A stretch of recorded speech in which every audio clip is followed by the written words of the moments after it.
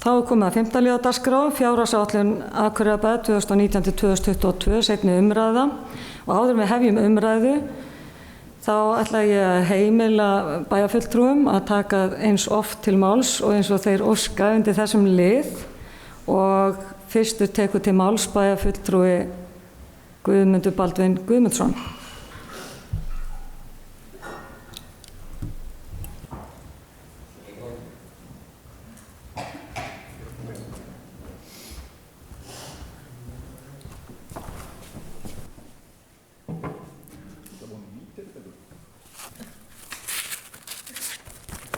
Forseti, ágætu bæjarfulltrúar.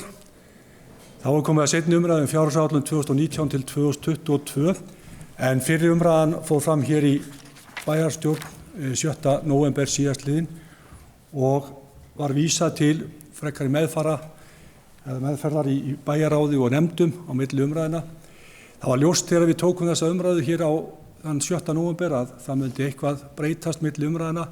Þá rétt áður en við tókum fyrir umræðina var komnar upplýsingar um það að verðbólguspá sem við höfum byggt okkar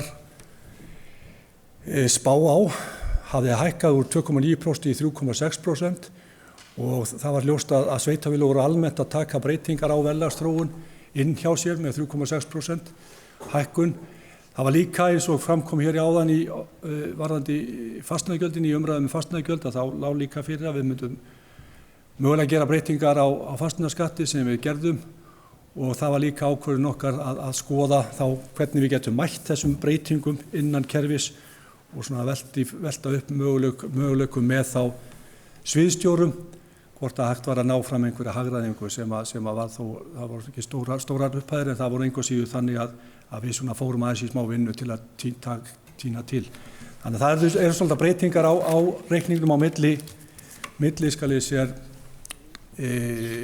umræðina og kannski bara ég ætla aðeins að fara bara eins og núna bæjarfulltrúar tala fengi núna í dag endanlega greinargerð, það var send greinargerð helgina til þeirra og endanlega greinargerð sem fylgir fjárhagsáætlun liggur nú fyrir.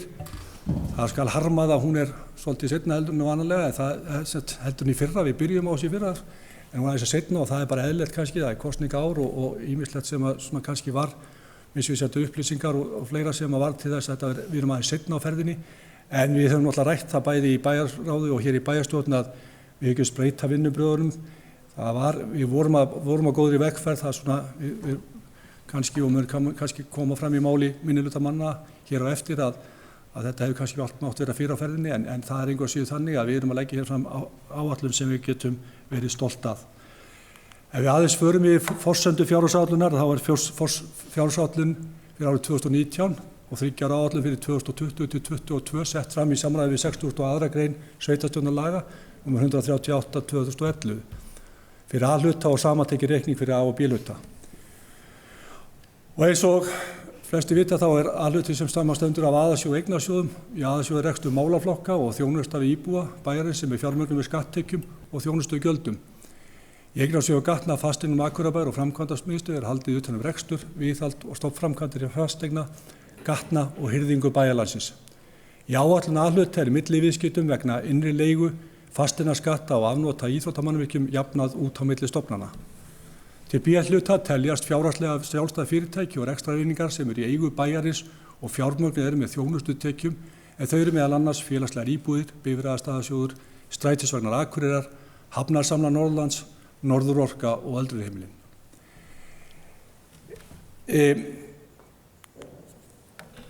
Aðeins að efnahagsumhverfinu eins og ég sagði það áðan þá gerir Hagstofan kom inn á það áðan að fjárhagsáætlun gerir ráð fyrir að meðalverðbólga á árinu 2019 verði 3,6% en í fyrri áætlun eða í fyrri umræðu þá vorum við að reikna með 2,9%. Spá Hagstofu gerir ráð fyrir 2,5% hagvexti árið 2019 og bilinu 2,4 til 2,7% árið 2020 til 2024.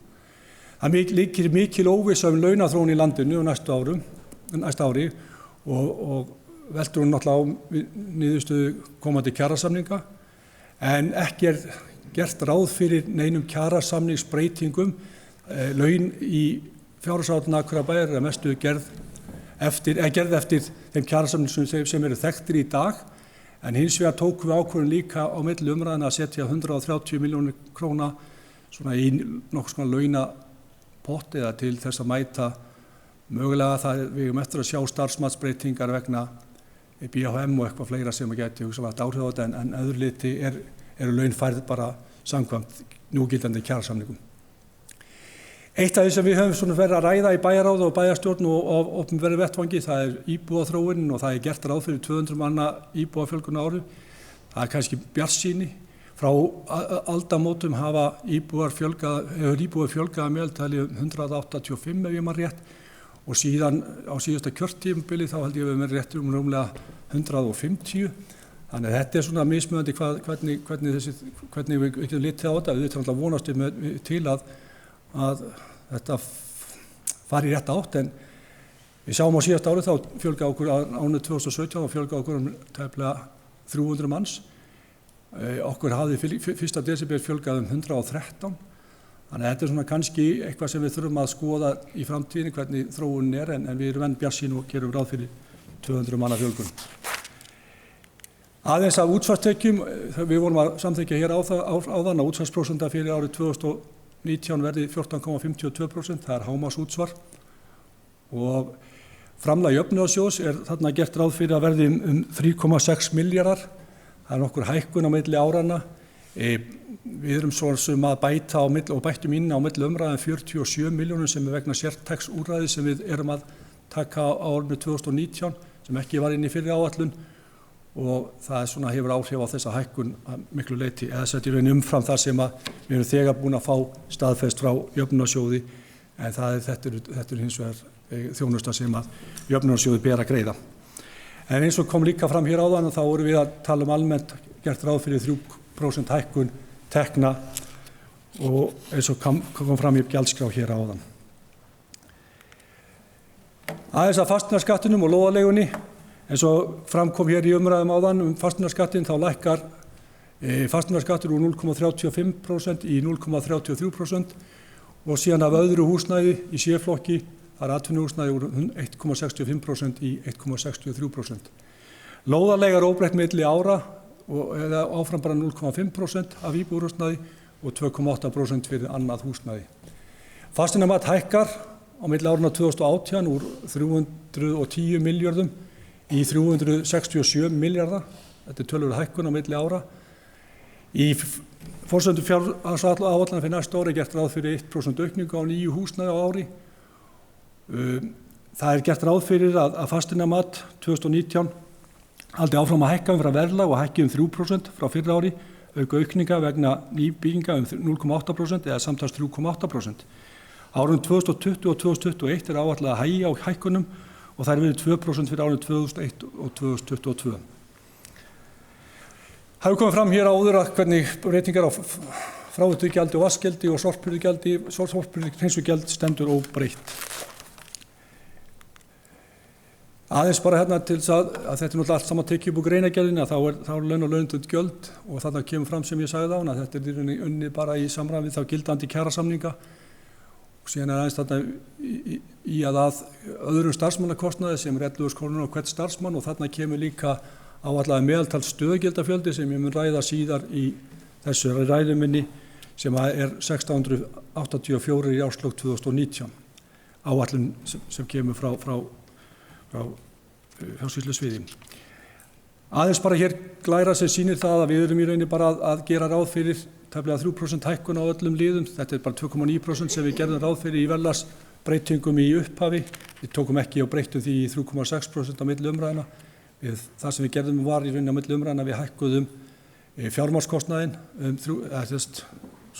tókum tillit til þess í fjármagnskostnaði og tókum líka tillit til þess í húsaleigu frá fasteignum yfir á aðalsjóð. En öðru leyti var reiknað með 2,9% hækkun á öðrum verðlags eða kostnaðarliðum. Aðeins þá hérna rekstra niðurstöðunni. Árið 2019 er gert ráð fyrir 2.302 milljóna króna afgangi fyrir fjármagnsliði og rekstra niðurstöða áætluð 660 milljóna króna í afgang. Það er að segja hjá A og B hluta, samstæðan í heild. Gert ráð fyrir sambærilega afkomu til ársins 2022. Heildareignir í A- og B-hluta árið 2019 áætlaðar 52 milljarðar tæpir, skuldir og skuldbindingar áætlaðar 31 milljarður rúmur og eigið fé 21 milljarður tæpur. Tekjur A- og B-hluta eru áætlaðar 26,5 milljarðar rúmir fyrir árið 2019 og skiptast í skatttekjur sem eru 45,8% af heildartekjum, framlag á jöfnunarsjóði 13,6% og aðrar tekjur 40,6%. Þannig að ræða samstæðuna svo það sé ítrykkað. Gjöld A- og B-hluta eru áætluð 24,2 milljarðar og laun og launagjöld nema þannig 62,5% af heildargjöldum eða 15,1 milljarður. Annar rekstrarkostnaður er 30,4% eða 7,3 milljarðar rúmir og afskriftir 7,1% eða rúma 1700 milljónir. Og hér sjáum við síðan bara samantekið A- og B-hluta. Þannig eru rekstrartekjurnar 26,5 milljarðar, gjöldin 24,2, niðurstaðan fjármagnsliða 2,3, búin að tíunda svo sem áður. Fjármagnsliðir eru 582 milljónir og rekstrarniðurstaða án framlaga eða annara liða eru 730 milljónir tæpir.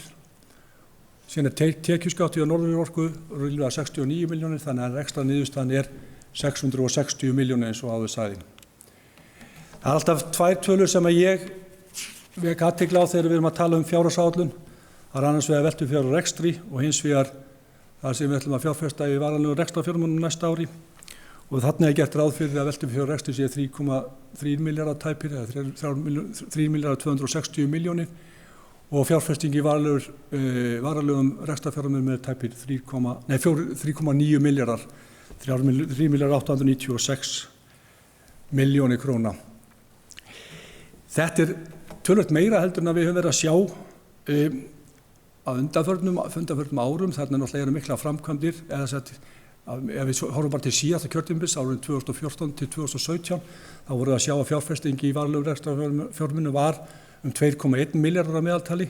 Þetta hefur nú aukið seinni árin bæði með virkjunarframkvæmdum á Glerárvirkjun hjá Fallorku sem hafði áhrif á þetta hjá samstæðunni og síðan þá líka hitaveituframkvæmdir hjá Norðurorku.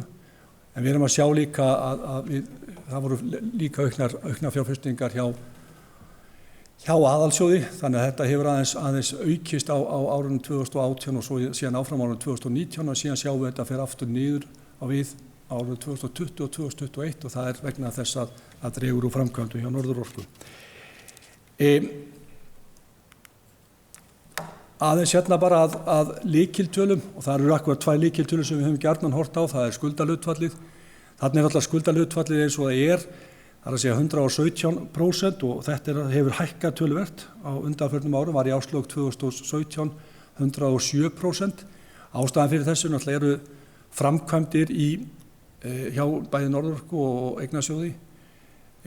Síðan má líka kannski stærsta skýringin er viðbót vegna lántöku sem var vegna uppgjörs á lífeyrisskuldbindingum við Brú lífeyrissjóð upp á 2,6 milljarðar sem breytti skuldastöðunni. En svo menn muna þá höfðum við á síðasta kjörtímabili verið að vinna niður skuldir, þar að segja við framkvæmt minna heldur en veltufjár og rekstri og náðum að borga niður skuldir rétt rúma milljarð fyrir ekki á síðasta kjörtímabili. En síðan það kemur þarna þessi breyting sem að gerast núna við þurftum að fara í lántöku vegna uppgjörs á þessu brúar lífeyrissjóðsdæmi sem var hluti af stærra samkomulagi uppgjör lífeyrisskuldbindinga í landinu, meðal annars uppgjör á lífeyrisskuldbindingum við hjúkrunarheimili sem að koma okkur til góða. Líka að benda á það að veltufjár og rekstri hjá samstæðunni er 12,3% sem að verður bara að teljast ásættanlegt. Þetta eru kannski eins og menn hafa heyrt mig segja hér áður í ræðustól, þetta er lágmarkið, það er alltaf spurningu lágmarkið, menn tala 7,5%. Ég hef sett það hjá samstæðunum, það megi ekki fara niður fyrir 10%, þannig að 12,3% er vel ásættanlegt. Þá að aðhluta, þá sjáum við að þar eru við, og það kannski má segja að það er þessi rekstur sem heyri beint undir okkur að megnum til hér í bæjarstjórn, það sem við tökum fyrir og við erum að ræða rekstur aðhlutans og aðalsjóðsins gjarnan. En ef við sjáum þarna þá eru tekjur A-hlutans tæpir 20 milljarðar, 19,8 milljarðar. Gjöldin eru 18,8 milljarðar og niðurstaða án fjármagnsliða rétt rúmur milljarður. Fjármagnsliðir eru 942 milljarðar, þannig að rekstrar niðurstaða án fjárframlaga og rekstrar niðurstaða ársins er 64,5 milljarður. Þetta er töluverð breyting eins og ég segi frá fyrri umræðu. Þarna höfum við sem sagt bæði lækkað tekjurnar hjá okkur vegna lækkunar á fasteignaskatti. Við bættum líka inn 130 milljónum í launapott og við í rauninni sáum líka breytingar á tölum sáum náttúrulega breytingar á fjármagnsliðum sem eru vegna verðbólgu væntinga. Ef við aðeins þá bara förum næst í sjóðstreymi þá hjá A-hluta þá sjáum við það að veltufjárhæð rekstri er 1,5 milljarður eða 7,6% og við erum að gera ráð fyrir að fjárfesta í varanlegum fjármunum fyrir 1335 milljónir. Það verður ekki í þessa ræðu minni í dag farið sérstaklega yfir fjárfestingar, eða helstu fjárfestingar sem hef stundum gert vegna þess að við tókum það fyrir á síðasta bæjarstjórnarfundi en þó mun ég aðeins greina frá þeim breytingum sem gerðar voru á milli umræðna eða eftir fundin í síðustu bæjarstjórn.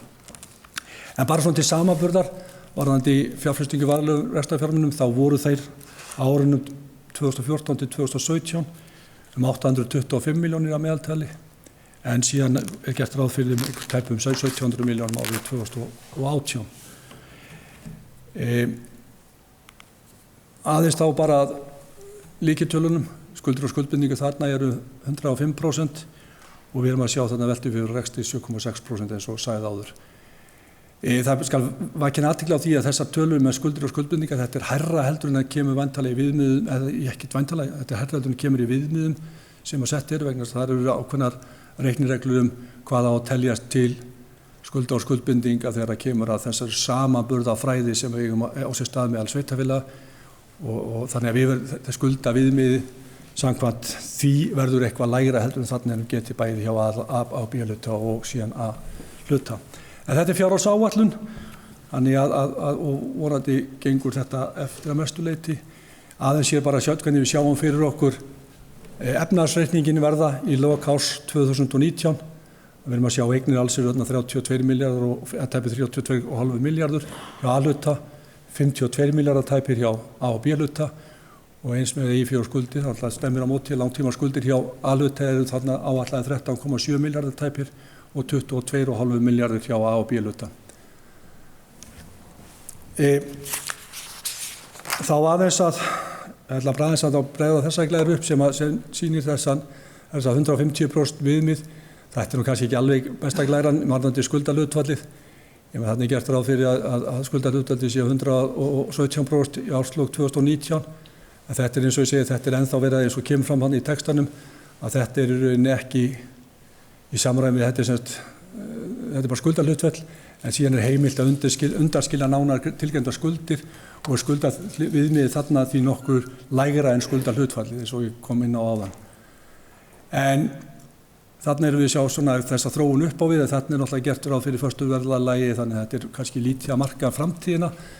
Við sjáum líka bara hvernig áætlanir eru fjárfestingar og ég mun aðeins fara yfir það betur á eftir en gert ráð fyrir að fjárfestingar ársins 2019 séu tæpið 3,9 milljarðar hjá samstæðinni.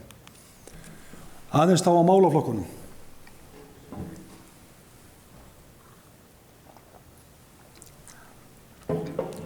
Til fræðslu og uppeldismála er áætlað að verja 7,5 milljörðum tæpum eða 7.479 milljónum og er það 44,9% af hlutfalla skatttekjum. Og þannig sjáum við aðeins skiptinguna milli liða, grunnskólar eru að taka 4,6 milljarðar rúma, leikskólar 2,2 milljarða, tónlistarskólinn kostar okkur 299 milljónir og annar kostnaður í þessu sem er svona bara við sumum saman 357 milljónir, samtals 7.479 milljónir. Og við sjáum þarna líka þróunna sem hefur orðið frá árinu 2015 að þetta hefur hækkað þarna frá árinu 2015 og upp til 2019 úr tæpum 6 milljörðum í 7,5 milljarð. Þannig að það hefur orðið mikla breytingar þarna á þessu tímabili hafa orðið mikla launahækkanir Og við sjáum líka þarna inn í þessu að þegar við erum að tala árið 2018, þá erum við að tala töluna sem með viðaukum árið 2018 og bara á þessu ári hefur kostnaður við fræðslumál hækkað réttur rúmlega 250 milljónir sem hefur verið komið í viðaukum á þessu ári sem ekki var gert ráð fyrir í áætlun ársins 2018. Það má líka geta þess í rauninni að þetta eru nettótölur þegar við erum að tala grunnskólan. Þetta eru nettótölur, þarna er ekki tekið tillit til tekna en tekjur grunnskólans eru 319 milljónir króna, hjá leikskólanum 378 milljónir og tónlistarskólans 120 milljónir. Og kannski aðeins í þessu samhengi þegar rætt fríar skólamáltíðir eins og virðist nú vera í tísku sumstaðar, að þá það rétt tæpar 300 milljónir sem við erum þá af tekjum ef að menn myndu fara í þá vegferð. Hérna aðeins að því sem ég búinn að segja áður, þarna útgjöld til málaflokksins aukast 205 milljónir, eða 2,8%. Hlutfall af skatttekjum þetta 44,9% tæp og stöðugildum fjölgar 15 á milli ára og þetta svona kannski eitthvað sem við þurfum að taka betri og nánar umræðum, það stöðugildi og hvernig þau eru birt í fjárhagsáætlun og það eitthvað sem ég minnist að sé eilífað verkefni hjá okkur. Við höfum verið að ræða þetta í bæjarstjórn alveg frá því ég kom inn í hana og þetta eitthvað sem við höfum og ég hef kallað eftir því við bæjarstjóra að það sé mikilvægt að við samræmum nú í eitt skipti öll þessi vinnubrögð að við erum svona eða framsetningu eins og við þurfum aðeins að átta okkur hvernig raunveruleg fjölgun stöðugilda en ég kem að því síðar. Og hérna aðeins með helstu mál og áherslur á árinu 2019. Við ætlum að innleiða nýja og metnaðarfulla skólastefnu.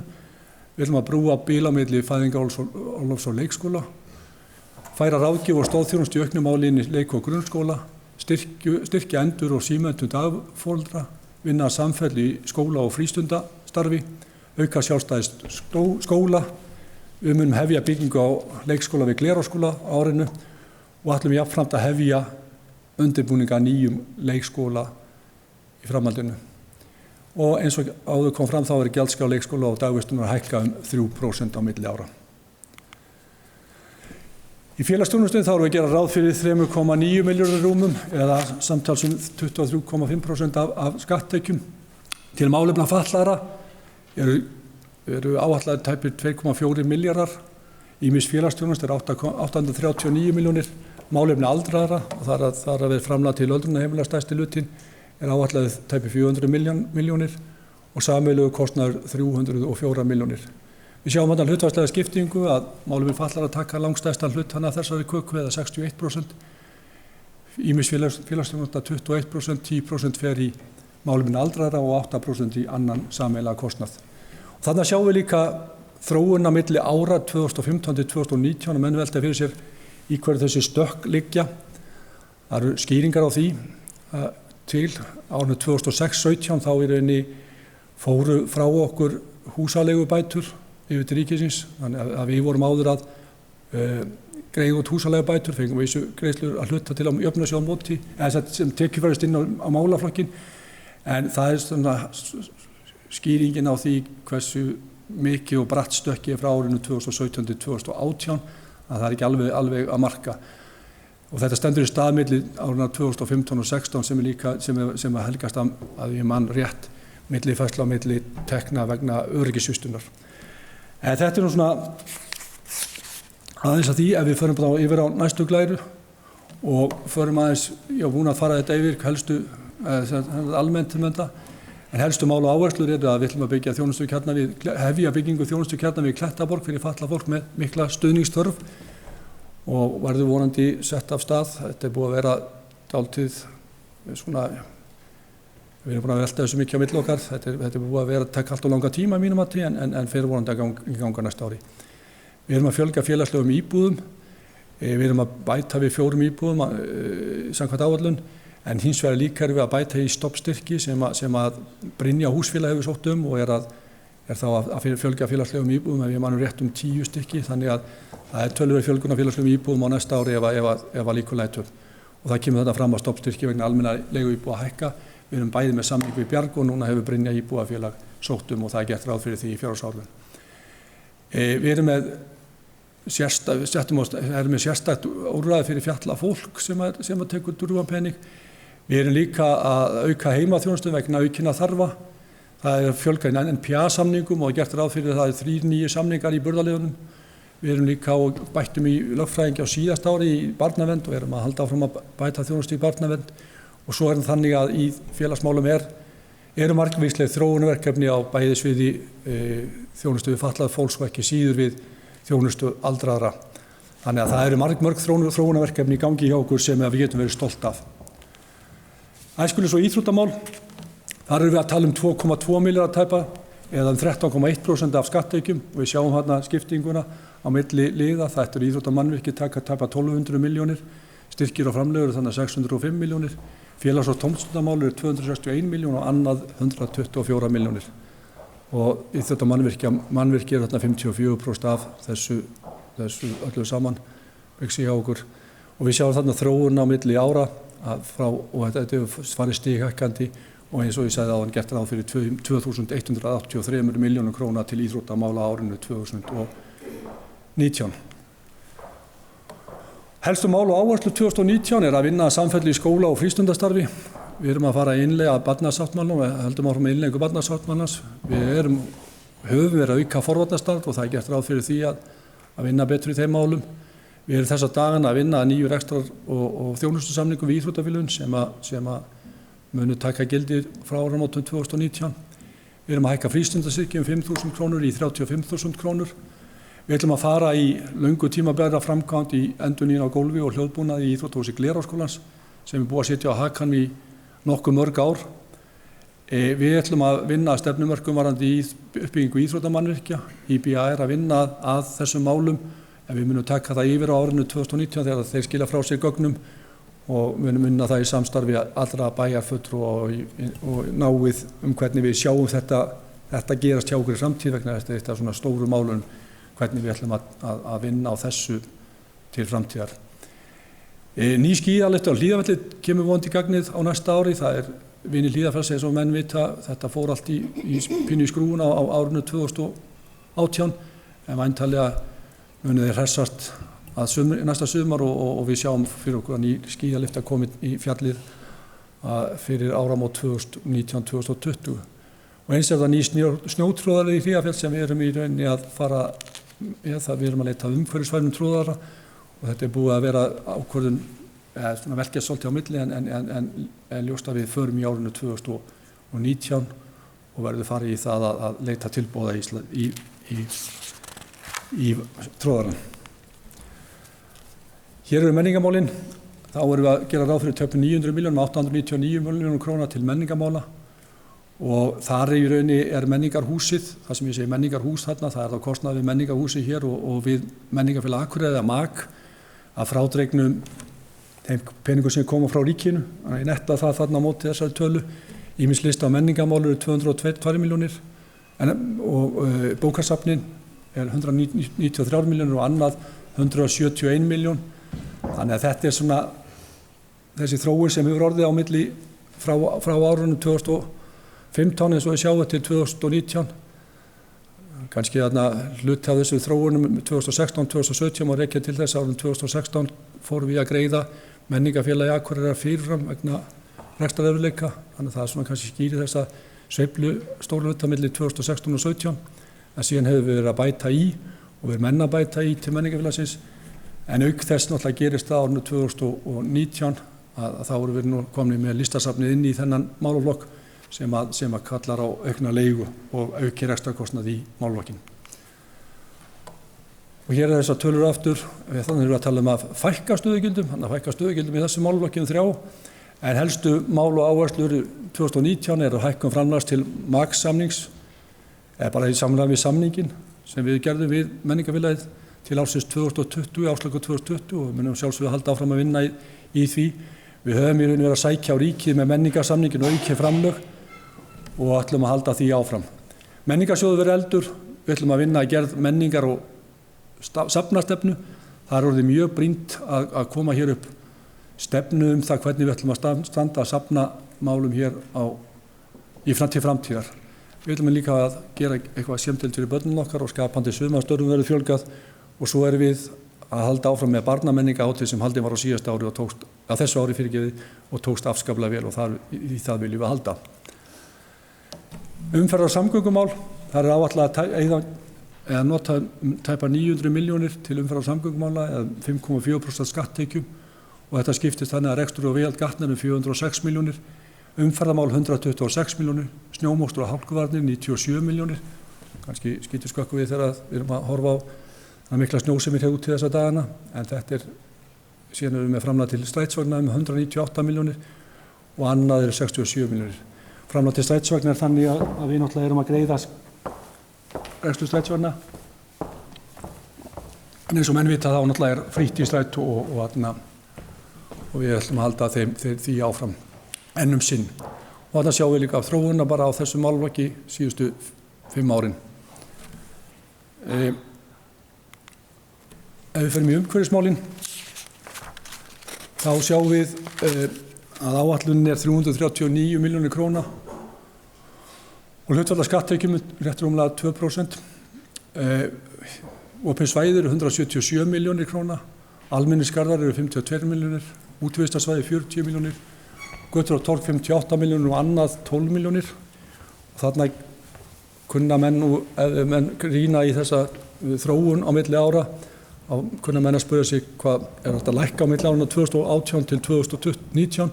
Nei, svo ekki vegna sem í 2018 þá settum við inn með viðauka 54 milljónir sem var uppbygging, eða sem var í rauninni röralögn fyrir ofan svæði bílaklúbs Akureyrar sem þótti nauðsynlegt til þess að vernda það svæði og lá fyrir eða sem þurfti að gera til þess að það svæði væri tryggt.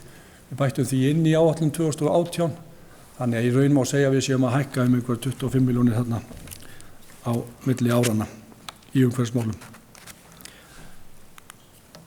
Og það kemur hérna í skýringin að útgjöld til málaflokksins draga saman 29 milljónir króna milli ára sem skýrist meðal annars 54 milljónir króna framlagi vegna óvanslagnar, og þannig að þegar við erum að taka það frá þá sjáum við að málaflokkurinn að hækka 25 milljónir milli ára. En við helstum mála áherslu, við ætlum að auka framlag til ferðun og hirðingu opinberra svæða, það að þessar 25 milljónir sem þarna þær eru þarna inn í þessum líð.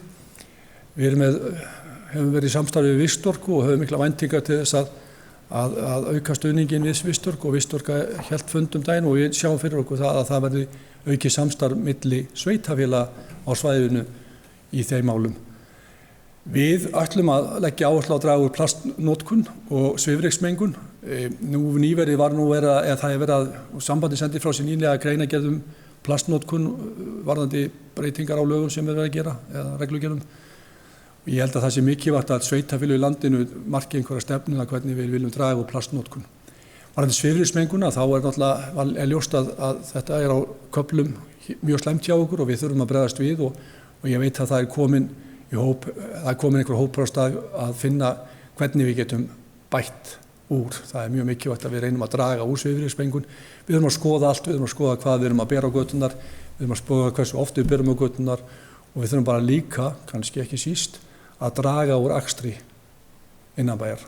Það er lykilatriði í því að ná niður svifryksmengun, það er að fá fleira fólk til þess að nota almenningssamgöngur og fleira fólk til að ganga og hjóla. Við ætlum að taka í notkun kaupa nýjan umhverfisvænan strætisvagn á árunum 2019. Þetta er bara í samræmi við áætlanir sem voru gerðar til lengri tíma og það er metanvagn og það er líka vinna í gangi við framtíð í sorpmálum sem það er hópur að vinna þeim. Það er bæði verið að vinna í okkur og það er verið að vinna á svæðinu og það er verið að vinna á Norðurlandi öllu. Þannig að þetta er eitthvað sem að öll sveitarfélög eru farin að hafa miklar áhyggjur af eða vilja vinna í samvinnu vegna þess að þetta er svona áhyggja mun stærra máli sem þarf að skoða í heild sinni og það þarf að vera einhver heildstæð lausn á þessum málum að mínum mati. Það er sameiginlegur rekstrarkostnaður og hann er 876 milljónir eða 5,3% af skatttekjum og þar hefur skrifstofar sveitarfélagsins dýrust, það er fjársýslusvið, stjórnsýslusvið og svo bæjarstjórn og bæjarráð og fleira, 750 milljónir, ýmis starfsmannakostnaður er þarna 90 milljónir, risna og móttökur og kynningar 18 milljónir og annað svona óskilgreint eru 18 milljónir króna. Þannig að við sjáum hvernig þetta hefur þá þróast líka á síðustu árum. En 86% af sameiginlegum kostnaði fara til skrifstofur sveitarfélagsins. Svo bara aðri liðir sem ég hef ekki tíundan eitt sérstaklega hér. Heilbrigðismál áætlað 25 milljónir eða 0,15%, brunamál 250 milljónir eða 1,5% af heildargjöldum. Hreinlætismál 23 milljónir, skipulagsmál 141 miljón og atvinnumál 207 milljónir. Við sjáum að skipulagsmál lækka á milli áranna en það náttúrulega var aðalskipulagið, við ljúkum gerða aðalskipulags árinu 2018. Ef við aðeins bara sjáum það málaflokka yfirlitið, þannig þá erum við komin með aðalsjóð málaflokka yfirlitið og þá sjáum við hvernig þetta hjá okkur. Skatttekjurnar eru 16,7 milljarðar þarna og svo sjáum við bara hvernig þetta hefur, hvað hver og einn málaflokkur kostar okkur. Og þegar öllu á botninn hvolft þá aðalsjóður rekinn með 513 milljón króna tap í samkvæmt þessari áætlun og það það sem við þurfum að vinna á. Það náttúrulega ljóst að þetta ekki gott að aðalsjóður sé ekki með í mínus. Það fordæmi fyrir því og hefur alltaf verið, má segja eins og maðurinn sagði, en það hins vegar náðu þessu upp bæði þá með alhlutanum. Alhlutin hefur nú samt líka í ströggli en síðan hefur við alltaf náða að bjarga okkur með B-hlutanum. Það kannski ekki alveg nógu góð latína. En við sjáum þarna þessa þróun sem á milli áranna. Það náttúrulega gert bara ráð fyrir förstu verðlagi en þó búið að bæta inn í 3 ára áætlun þeim fyrirsjáðu kostnaði sem kemur vegna þeirra framkvæmda sem við erum í rauninni að fara í á árunum 2020, 2021 og 2022. Og þetta í samræmi við það sem hefur verið gert og við töluðum það inn í bæjarstjórn á síðasta fyrir árið síðan, þá bókaði minnihlutinn það að þetta vanda betur 3 ára áætlanir. Við svo sem erum kannski ekki alveg komin í þann farveg en hins vegar erum við núna komið með 10 ára áætlun. Það að segja við ætlum að leggja af stað með 10 ára áætlun og 10 ára sýn sem verður byggð á þeim gögnum sem hefur verið safnað saman og fjársýslusviðið þegar fara að vinna að svona, komið með ákveðið svona módel til þess að við getum unnið það. Og það eitthvað það sem við ætlum að gera á komandi ári. Við hefum rætt það innan bæjarráðs og bæjarstjórnina. Við ætlum að setjast saman við borðið og horfa til lengri tíma og sjá fyrir okkur hvernig við getum séð rekstur Akureyrarbæjar þróast til framtíðar og því betra, eins og ég segi, það best að allir komið að borðinu þannig að við séum svona samstíga í því vegna þess að þetta langtíma markmið og þetta langtíma vinna. Þetta gerist, við snúum ekki þessu við á einu ári en við þurfum að geta séð fyrir okkur plön hvernig við viljum ná betri tökum á þessu. Og ekki bara til þess að ná tölunni niður, heldur líka þá til að bæta þjónustu við íbúa okkar. Hérna sjáum við þá aðra sjóði í A-hluta og þeir eru með 578 milljónir í plús. Það náttúrulega fasteign Akureyrar með tæpa 500 milljónir. Þannig að þegar þetta tekið saman þá erum við með eins og hefur komið fram hér áður. A-hlutin þá í 64 milljónir í plús, það að segja 65 milljónir tæpa 578 í plús á A-hluta fyrirtækjum. Og síðan í aðalsjóðum í mínus 513 milljónum. Og allt saman leggst þetta síðan sama við B-hlutafyrirtækin sem eru rekin með 596 milljónir verða, áætlaður rekstrarhagnaður 596 milljónir. Það náttúrulega eru 2 meginpóstar, annars vegar Norðurorka sem áætlað með 456 milljónir hagnaði og síðan Hafnarsamlagi með 286 milljónir hagnaði. Þannig að þetta rekur okkur allt saman niður í niðurstöðu töluna sem eru 606 milljónir ef ég man rétt. Aðeins að framkvæmdum, það þarf ekki að fara mikið í það og ég ætla svo sem ekki að taka neinar langa ræðu það. Við erum með hérna framkvæmdir á næstu árinu 2019 upp á tæpa 3,9 milljarða. Við sjáum að aðalsjóður með 629 milljónir, eignarsjóður með 666 milljónir og framkvæmdamiðstöð 40 milljónir. Það er náttúrulega mikla framkvæmdir í eignarsjóði Gatna, uppbygging nýs hverfis, það er náttúrulega fylgir þessa uppbyggingu sem hefur verið. Við erum síðan að sjá í félagslegu íbúðum, þar erum við að gera ráð fyrir 370 milljónum. Við erum að kaupa í strætisvagni eins og kom fram áðan. Hafnarsamlagi að fjárfesta fyrir 273 milljónir og síðan Norðurorka að fjárfesta fyrir 842 milljónir samkvæmt áætlun. Þannig að B-hlutafyrirtækin eru með rúma 2,5 milljarða og samtals rekur þessi tæpa 3,9 milljarða. Og við sjáum þarna árinu 2020 gert ráð fyrir 3,5 milljónir, þá dregur úr framkvæmdu hjá Norðurorku áfram 2021. og 2022 erum við svo að hækka þetta aftur. Þá erum við að gera ráð fyrir í áætlun okkar byggingu eða að hefja byggingu á stjórnsýsluhúsi eða ráðhúsi og þar inni eru 500 milljónir króna í áætlun. En við gerum breytingar á þessu á milli umræðina.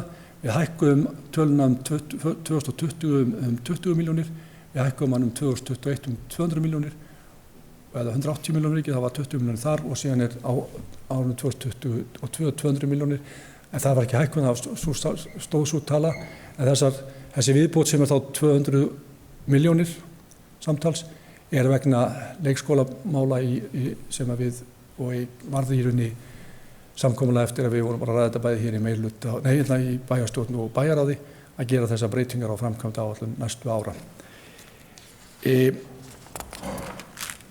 Svona í lokin þá langar maður aðeins til að varpa þessa glæru upp sem að kom í gögnum til okkar bæjarfulltrúa í dag sem stöðugildafjöldin. Það eitt af því sem við höfum verið að, og verður bara að segjast eins og ekki alveg nógu góðu horfi hjá okkur, þar að segja að þetta virðist vera erfitt að fá réttar tölur. Það alltaf hverju einasta árið þá lendum við þessum erfiðleikum með að týna þessar tölur saman réttar og þannig sjáum við að stöðugildir eru samkvæmt þessu að hækka 85 á milli ára. Það ekki svo að þeim sé að fjölga 85, en hins vegar eru menn eitthvað, þetta mismunandi útfærsla á veikindadögum og sumarleyfi, og einhverju slíku sem ég kann ekki að nefna. Ég sagði hér í dag við bæjarstjóra þegar ég sá þessar tölur, ég sagði bæjarstjóra að það mjög mikilvægt að við tækjum þetta til gagngerrar endurskoðunar og það verður að fara að komast botn í þetta. Ég sé að bæjarfulltrúi Gunnar glottir, það bara þannig, við erum bara að taka þessa umræðu mjög oft og mér finnst bara satt að segja að þetta séu hluti sem eru ekki í nógu góðu lagi okkur. Það þarf að samræma vinnubrögð milli sviða. Það ekki hægt að menn séu ár eftir ár að reyna að reikna, þessa vinnu verður að bæta mínu mati. En hvað það? Þetta eitthvað sem verður verkefni okkar á árinu 2019. Það margt sem við ætlum að gera, við erum búin að taka ákvörðun það og hefum bæði rætt það hér í bæjarstjórn og bæjarráði að við ætlum að bæta okkur áfram. Við höfum verið að bæta vinnubrögðin á síðasta kjörtímabil og ætlum að halda þeirri vegferð áfram. Við erum að bæta upplýsingagjöf til íbúa, við erum að bæta upplýsingagjöf til sveitarstjórnarmanna eða bæjarfulltrúa og nefndarfólks og ætlum að taka áfram skref í þá átt. Og við munum fylgja því hart eftir að sú vinna sem við viljum sjá bæði í störfum nefnda og upplýsingagjöf til nefnda og ráða sé með þeim hætti að eins og við talaðum samræmt vinnubrögð og fleira. Þannig að það allt saman eitthvað sem við ætlum að stefna að árinu 2019. Við ætlum að hefja líka vinnu við fjárhagsáætlun 2019 mun fyrr heldur en við gert, 2020 mun fyrr heldur en við gert. Við ætlum strax að í byrjun næsta árs að setja upp áætlun það. Bæjarfulltrúi Sóley Björk hefur talað mikið fyrir lín eða straumlínustjórnun og það eitthvað sem við ætlum að beita núna í gerð fjárhagsáætlunar og hefur væntingar að það muni skila okkur svona bættari vinnubrögðum á öllum sviðum. En þetta allt saman hlutir sem allir þurfa að vinna saman að því markmiði að ná árangri og öll þurfum við að vinna því að gera hlutina betri. Það mín skoðun. Ég vil svona í lokin á þessari töluminni þakka bæjarfulltrúum og sérstaklega þá bæjarráðsmönnum fyrir samstarfið á árinu eða frá kosningum. Mér finnst eins og að við séum svona öll að vinna að sama markmiði. Við ætlum að gera góðan bæ betri, við ætlum að gera góða hluti og við ætlum, það endurspeglast í fjárhagsáætlun fyrir árið 2019 að við erum á þeirri leiðs og þeirri verkferð sem við boðuðum fyrir kosningar. Það voru ekki bara flokkarnir í meirihluta sem boðuðu breytingar, við ætlum öll að fara í sömu átt og þannig þangað ætlum við að halda saman og með góðu samstarfi. Ég vil svona líka í lokin áður en ég lýk máli mínu þakka sviðsstjóra fjársýslusviðs Dan Brynjarsinni fyrir hans vinnu og ekki síður Kristínu Baldvinsdóttur starfsmanni fjársýslusviðs sem hefur verið komin nýinn í þetta og hefur reynst afar vel í allir þessari vinnu sem hefur verið gerð við gerð fjárhagsáætlunar. En fjárhagsáætlun 2019 til 2022 hér lögð fram til umræðu og samþykktar og ég lýk máli mínu. Takk fyrir. Þá bæjarfulltrúi Guðmundur Baldvin Guðmundsson lokið máli sínu og næst tekur til máls bæjarfulltrúi Sóley Björk Stefánsdóttir.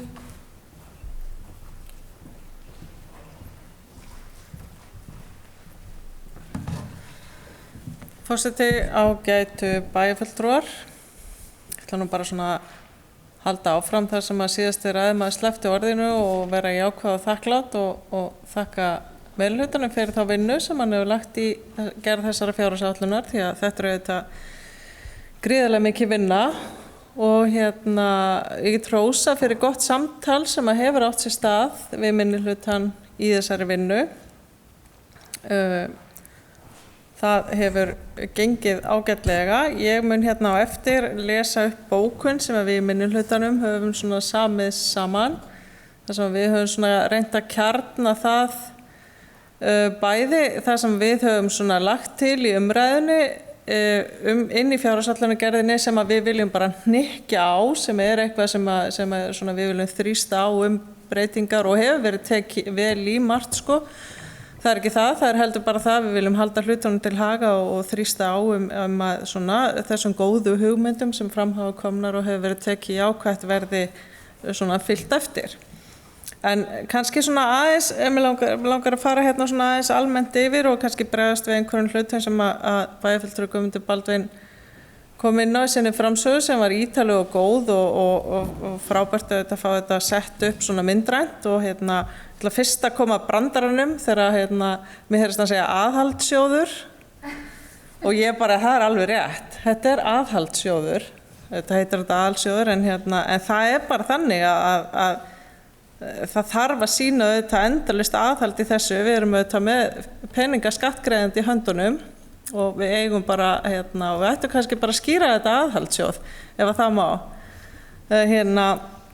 En hins vegar sko þá ekki þar með sagt, þó maður sé að stýra aðhaldssjóði, að það megi ekki gera neitt nýtt og að það sé aldrei hægt að koma til móts við góður hugmyndir og við vitum það auðvitað alveg en af því að það var nú komið sérstaklega inn á hérna frábæru hugmyndum fría skólamáltíðir eins og það var einhver ómöguleiki að þá það auðvitað alls ekki. Þetta snýst bara að velja og hafna og svona hverju maður ætlar að breyta og hvað áherslu maður ætlar að setja. Bæjarfulltrúi Guðmundur kom líka inn á þetta eilíða verkefni sem varðar að einhvern veginn halda í við fjölgun stöðugilda því að það auðvitað segir sig sjálft að þegar ég ætla að segja guðsólofa bæjarfulltrúum sé ekki að fjölga, þegar bæjarbúum fjölgar ekki mikið, þá verðum við auðvitað bara að hugsa þetta sem má segja loka hagkerfið, þar sem við eigum ekkert neina mikla möguleika á því að auka tekjurnar og þá þurfum við auðvitað að hugsa mjög vel það hvaða verkefni við ætlum að slá af til þess að koma nýjum verkefnum inn. Og þar einmitt, og þar liggur akkurat sko, kannski má segja líka munurinn á meirihluta og minnihluta, sem meirihluti situr með starfsmönnum, sviðsstjórum og sérfræðingum bæjarins í því að vonandi greina verkefnin til þess einmitt að geta tekið ákvarðanir forgangsröðun og það eitthvað sem kannski maður getur sagt að í minnihlutanum hefur bara minna aðgengi að í raun og veru. Svona þessum velta við hverjum steini þeirri vinnu. En það hins vegar að mínum að til gríðarlega mikil vinna og við höfum lagt áherslu á eins og bæjarfulltrúi Guðmundur Baldvin kom inn á aðferðir straumlínustjórnunar og ég hef lýst því yfir í fjárhagsáætlunarvinnu mínum vonbrigðum með það að það skildi ekki einhvern veginn hafa verið keyrt áfram með það. En bara gott og ég hef engar efasemdir góðan ásetning þessa meirihlutar og eins og komið inn á vilja gera vel í alls konar málum og var það kannski má segja loftslagsmálin var það sem svona kveikti helst í mér góður vilji hvað það varðar en hins vegar þá náttúrulega má segja kannski strandar á sérfræðiþekkingu og mannafla innan bæjarins þess hefur auðvitað eins og var ekki útvistað að hluta til fyrirtækis í eigu bæjarins með krókaleiðum Vistorku en auðvitað þurfum við innan bæjar líka að hafa meiri þekkingu og meiri mannafla það nú hjá okkur eitt starfsmaður sem stendur sig gríðarlega vel en verkefnin detta tugum saman ætla ég að segja út af borðinu og þar var ákveðið að ráða ekki í stöðu og ég meina í ljósi fjölda stöðugilda og fjölgunar þá getur maður alveg skilið það en þetta samt ákvörðin sem tekið að gera ekki og það þá verið ákveða á sama tíma að halda einhverju öðru áfram meðan. Þannig og mér langar líka að útskýra, ég hef bara svo oft staðið í þessari pontu og talað umhverfismál en þetta var ofsalega fínt sem kom fram hjá bæjarfulltrúa Guðmundi að umhverfismálið sem að felst í röralögn á bílaklúbbsvæðinu upp á 50 milljónir. Þannig að ég ákveði mig sjálfur mér að hætta að tala umhverfismál þegar ég raunverulega að tala loftslagsmál og segja bara loftslagsmál hér eftir. Af því ég verið í vandræðum með þetta, því ég alltaf að baula að ekki sé nógur metnaður í umhverfismálum og þá allt sagt, jú, við erum að gera helling.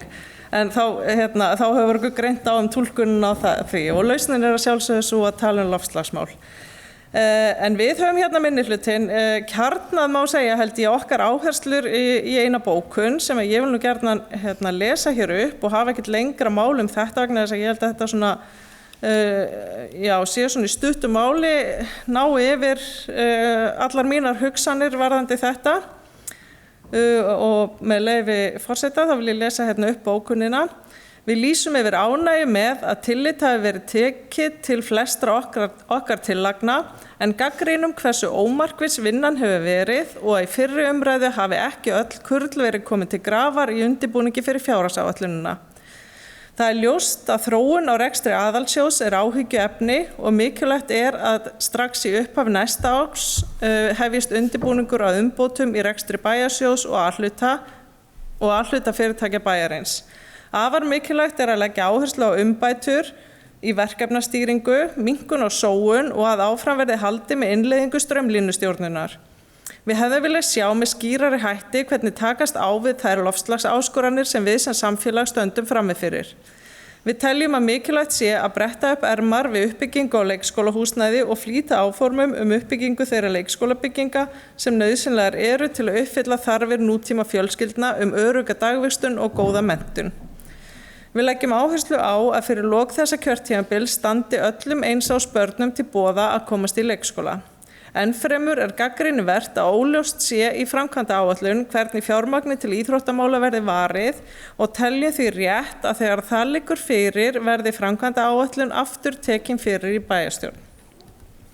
Takk. Það bæjarfulltrúi Sóli Björk Stefánsdóttir lokið máli sem næst tekur til máls bæjarfulltrúi Gunnar Gíslason.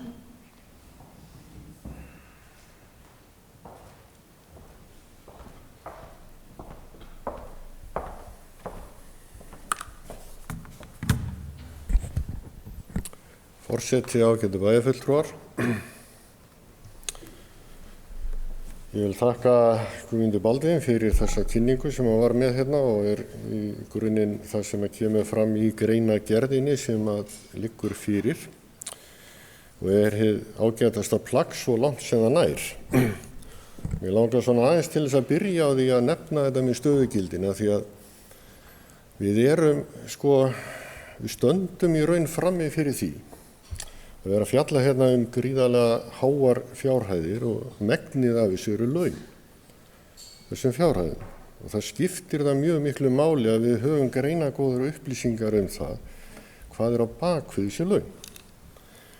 Og ég veit ekki betur en að hvert ráð hafi skilað inn starfsáætlun þar sem kom fram hvað væru áætluð stöðugildi, raunstöðugildi á árinu og síðan hver væri áætluð stöðugildi inni í þessu kerfi sem verið að reikna út og það hefði átt að vera hægt að sjá hver raunstöðugildin væru eða nálægt í, ef menn hefði týnt þetta út.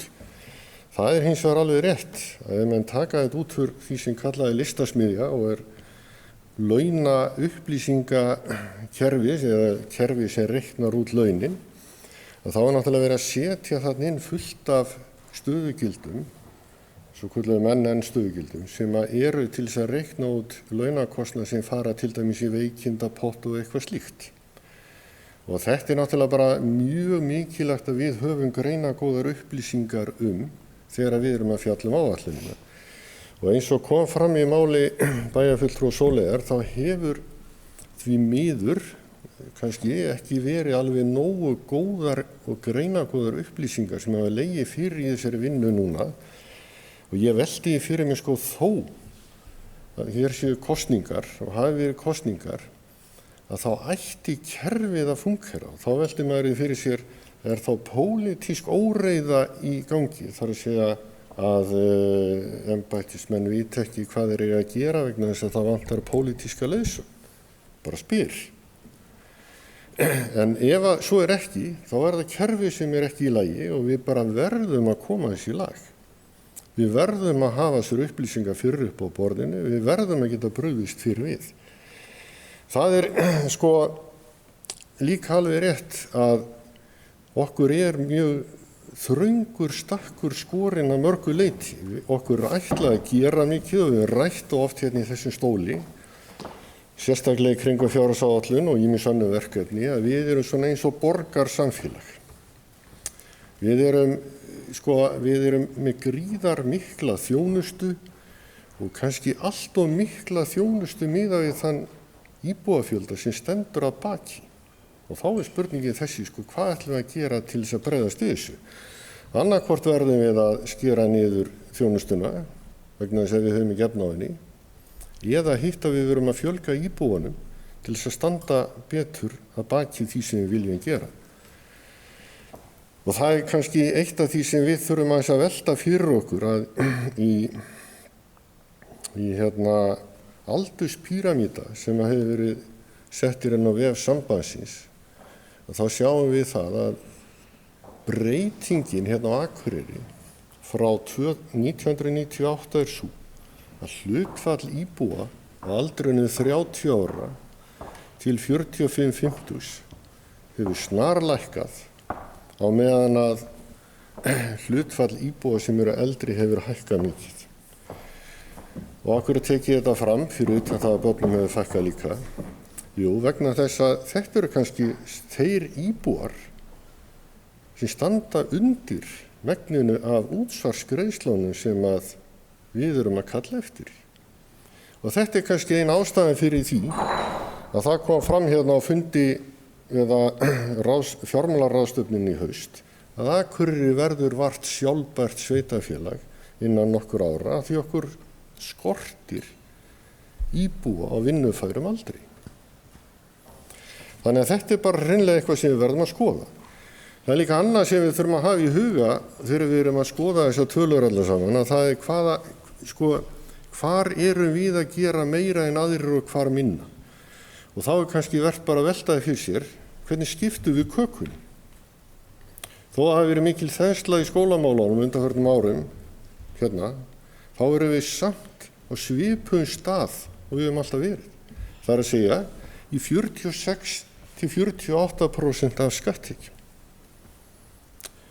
Þannig að við erum ekki að sjá neina breytingar. Við erum líka að sjá það að við erum töluvert undir sveitarfélögunum á höfuðborgarsvæðinu hvað þetta varðar, hvað sem veldur. Við getum svo bara velt í fyrir okkur. Ég veit að það er ekki meiri þjónustaðar þó að sé hærri hlutfalla skattekjum sem fer þar í skólamál eða fræðslumálin yfir höfuð, vegna þess að við erum bara að sjá í raun og veru færri nemendur per stöðugildi hér heldur en þar. Þannig að þjónustan er líka meiri hér þó að kostnaður sé minni, hlutfallslega. Hins vegar erum við að sjá að félagsmálin eru mun hærra hlutfalla skattekjum hér heldur en víðast annars staðar. Það er líka umhugsunarefni bara fyrir okkur. Og bara svona til samanburðar árið 2017 þá er Reykjavíkurborg með 25% skattekjunum í félagsmál. Við erum með 23, vorum áður með í kringum 2014 þá vorum við eitthvað nálagt 25% og meðan Reykjavík 27. Þetta er svona sambærilegt. Kópavogur, Garðabær, Hafnarfjörður, Mosfellsbær á bilinu 13-18%. Þetta hlýtur vegna þess að þetta er býsna stóru málflokkur, hefur að sjálfsögðu mikil áhrif á það svigrúm sem við höfum þá inn í reksturinn. Og það er það sama með æskulýðs og íþróttamálin, að þar erum við með hæsta hlutfallið flest árin, einhvers staðar í kringum 13% á meðan að hin er á bilinu 9-11%. Og menningarmálin, þar eru við á sama stað. Við erum að leggja mest í miðað við skatttekjurnar. Við erum, þegar við skoðum þetta, alltaf á þessum sama stað. Við erum með þetta höfuðborgarsyndrom, þar að segja, við erum að sinna höfuðborgarskyldum og nú fer þetta að verða spurningin það ef okkar hlutverk það og við erum ekki með sama hlutfall opinberra starfa eins og til dæmis Reykjavík eða höfuðborgarsvæðið, þarf þá ekki að fara að huga því hvernig má breyta því eða þá að það þarf að fara að taka tillit til þessa í úthlutun jöfnunarsjóðs. Ef við eigum að sinna þessum skyldum. Það nefnilega þannig líka þegar maður fyrir að skoða laun og launtengt gjöld til dæmis í A-hlutfanum og reikna þau niður á íbúa fjölda, þar að segja krónur per íbúa, þá erum við líka lang með hæstu launagreiðslurnar per íbúa. Við erum líka með flest stöðugildi per 1000 íbúa. Þannig að þetta hangir allt saman á einni og sömu spýtunni og ef við ætlum að fara að komast í það verkefni að takast á við það að breyta stöðu aðalsjóðs, þá verður eitthvað að gerast þarna. Og ég get alveg tekið undir það með bæjarfulltrúa Guðmundi Baldvin að það þurfa að taka til hendi þarna og ég held að það sé bara ábyrgð allra bæjarfulltrúa sjálfu sér og ég bara fagna því ef að við setjumst þá bara niður við borðið öll saman á byrjunarreit og vinnum þetta bara frá A til Ö. Það bara sjálfsagt mál að skoða það og fara í þá vinnu vegna þess að þetta náttúrulega hagsmunir Akureyrar allra íbúa sem eru undir. Það alveg klárt mál. En það líka merkilegt að þegar við förum að skoða þjónustutekjur per íbúa, þá erum við líka hæst. Eru þá álögur og íbúa hærri hér en almennt gerist annars staðar? Það eitthvað sem við hljótum að þurfa að skoða líka. Og það gengur heldur ekki að við treystum bara á það að fasteigna matið hækki, stöðugt og hækki og það skapi okkur meiri tekjur til að standa undir meiri rekstri. Það er heldur ekki hægt. Þannig að við erum í smá klemmu hvað það varðar. Ég hef til dæmis velti fyrir mér í ljósi umræðu sem varðum orðaræðinu sem var hérna á bæjarstjórnarfundi í nóvember, þar sem verið að ræða samkeppnishæfni Akureyrarbæjar. Það varðar íbúafjölda og annað og það verið að tala það íbúum fjölgi hérna hægt og það eru þó nokkuri sem að standa upp og segja, já, það er bara flott, ég vil bara búa í bæi þar sem íbúum fjölgar hægt. Já, ok. Ef þeim fjölgar hægt, þá líka hækka tekjurnar mjög hægt. Og það er annað sem við erum nefnilega að horfa í þessu.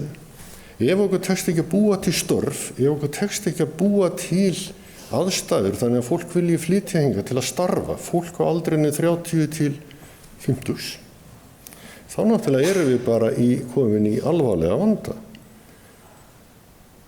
Og ég veit ekki alveg hvernig við ætlum að takast á við hann, vegna þess að við erum líka að horfa á það miðað við upplýsingar sem Byggðastofnun hefur lagt fram, að heildarlaun á Akureyri, og þetta eru samræmdar upplýsingar á föstu verðlagi, þær hafa hækkað miklu minna hér heldur á höfuðborgarsvæðinu eða landinu öll. Og af hverju skiptir það máli? Jú, það skiptir máli vegna þess að það þýðir minna útsvar. Það er ekki flókið. Þannig að verkefni sem við stöndum frammi fyrir ærið, ég ætla ekki að fara að gera athugasemdir í sjálfu sér við einstaka liði í fjárhagsáætlunni, við erum búin að fara í gegnum þetta fram og aftur og það bara liggur fyrir hér plaggið sem við þurfum bara að vinna út frá og það bara liggur fyrir og það verður bara ferketning gegn með einum öðrum hætti. En við geta tekið meiri umræði í sjálfu sér það í fyrri umræðinni, það er alveg ljóst. En ég er bara að leggja hérna smá innlegg til að horfast í augu við þegar við förum að vinna framhaldið. Ég held að það sé bara stóra málið. Takk í bili. Það var bæjarfulltrúi Gunnar Gíslason lokið málsins. Næst tekur til máls bæjarfulltrúi Guðmundur Baldvin Guðmundsson.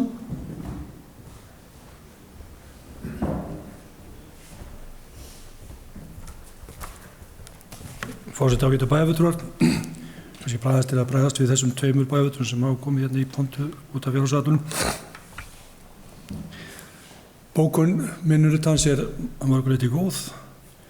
Margt í henni sem að meirihlutinn gæti sannarlega tekið undir og auðvitað er þau pína pund á okkur, en það sko eðlilegt. Ég meina við höfum verið að vinna ágætlega saman og ég held að við séum að tala mikið í takt.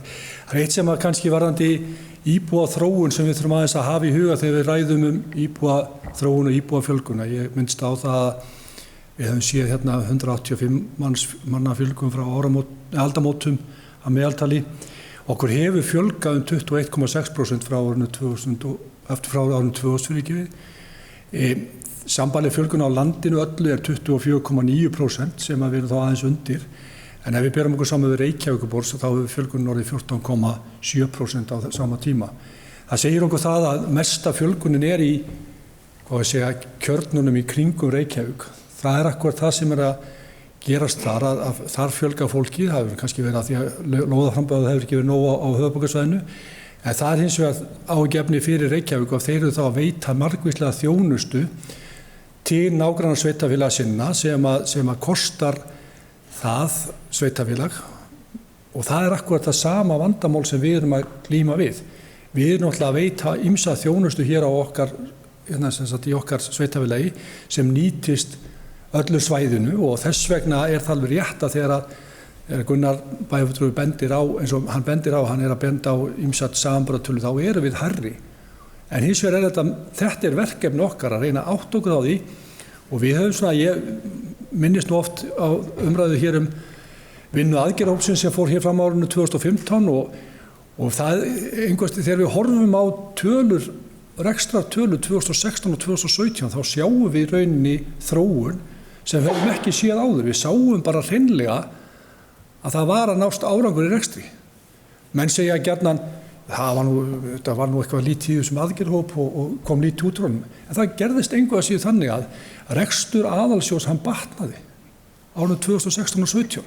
Og þess vegna vorum við bara til dæmis bjartsýn þegar við lokuðum hér ársreikningi 2017 vegna þess að það var bara mjög góður árangur í rekstri. Veltufé á rekstri hefur aldrei verið hærra í A-hluta í langa tíma. Við vorum að sjá bara betri afkomu bæði aðalsjóðs og A-hluta þegar að frá var skilin ríflega milljarður, ef ég man rétt, milljarður sem við fengum á okkur vegna uppreikningar lífeyrisskuldbindingu. Það ekki hægt að taka það með í dæmi þegar við tökum það út úr og reynum átt okkur á hvernig reksturinn að þróast fyrir utan það lífeyrisskuldbindingar sem við fáum á okkur sem að kemur á okkur árlega eins og bara hvirfli undur og við fáum lítið við gert og hefur ekkert með okkar rekstur að gera. Að þá sáum við að það var að vera árangur. Þess vegna pínu vonbrigði hvernig við erum að sjá þá árið 2018 þróast. En það tilefni þá til að taka aftur aðeins saman höndum og varðandi það sem bæjarfulltrúi Sóley talaði að hún öfundaði okkur, eða kannski ekki öfundaði, hún talaði að við hefum betri og bættari aðgang að embættismönnum eða starfsmönnum og við fengjum betri upplýsingar. Og það akkurat það sem við verðum að tala að reyna bara reynilega að fara með þessa vinnu meira þá inn í bæjarráð, þar að segja að fá sviðstjóra og við talaðum að sviðstjóri fjársýslusviðs væri bara reynilega með yfirferðum hvert og eitt svið, það sem við getum greint reksturinn betur og fengið þá sviðstjóra og bara svolítið unnið þessa grunnvinnu. Hvar sóun og hvar getum við gert betur? Það eitthvað sem við þurfum að horfa á vegna þess að eins og hefur margótt komið fram hérna í máli okkar, þá var okkur gefið pílund gult spjald á fjármálaráðstefnunni, það við varum ekki sjálfbær, en við þurfum að bregðast við. Við verðum líka að passa okkur í umræðinu samt sem áður á því, eins og ég var kannski að geta áðan, að fjölgun hefur verið, það fjölgun og okkur, það ekki allstaðis á landsbyggðinni sem við sjáum fjölgun, en það að gerast hér og við þurfum líka pínlítið að tala okkur upp í þessu sambandi við, þurfum að reyna að horfa til þess að bæta rekstur, bæta aðbúnað fyrir fólk og slá í klárinn og vona okkur fjölgi, en við erum heldur ekki að gera lítið úr þeirri fjölgun sem þó Við erum ekki að sjá samdrátt, við höfum þó séð það einu sinni á þessari öld samdrátt, það sem okkur fækkaði 60 manns. En við sáum tæplega 300 manna fjölgun árið 2017, erum að sjá minni fjölgun núna árið 2018, en við skulum vona að við séum að sjá einhverjar breytingar þar á. Varðandi þessar upplýsingar koma seint, talandi pólitíska óreiðu, ég held að það sé nú ekki, það var ekkert svoleiðis í gangi. Ég held bara í rauninni þetta bara held ég á kosningaári.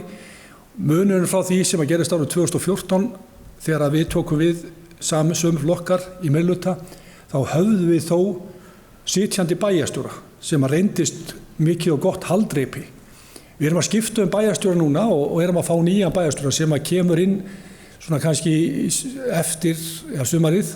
Þannig að hún kemur svona inn á seinni skipunum, en hún akkurat komin á fullt í þá vinnu sem við erum að ræða til að mynda að reyna að greina samanburð milli sveitarfélaga. Hún var akkurat að sýna mér í dag skjal það sem hún búin að vera að kasta upp í samanburð við önnur sveitarfélag og svona að setja svona vinnu í gang og ætlar að kalla eftir upplýsingum vegna þess að það svo mikið þegar við förum í þessa vinnu að við séum að bara bera saman epli og epli, ekki epli og banana.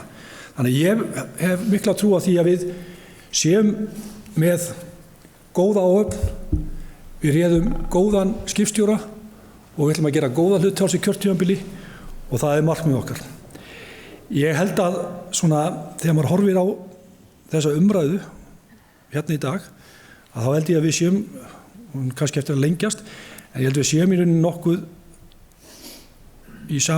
á sama báti, en við verðum náttúrulega að sjá líka af því að bæjarfulltrúi Gunnar talaði þegar ég var með punkt þarna eins sem við glemdi.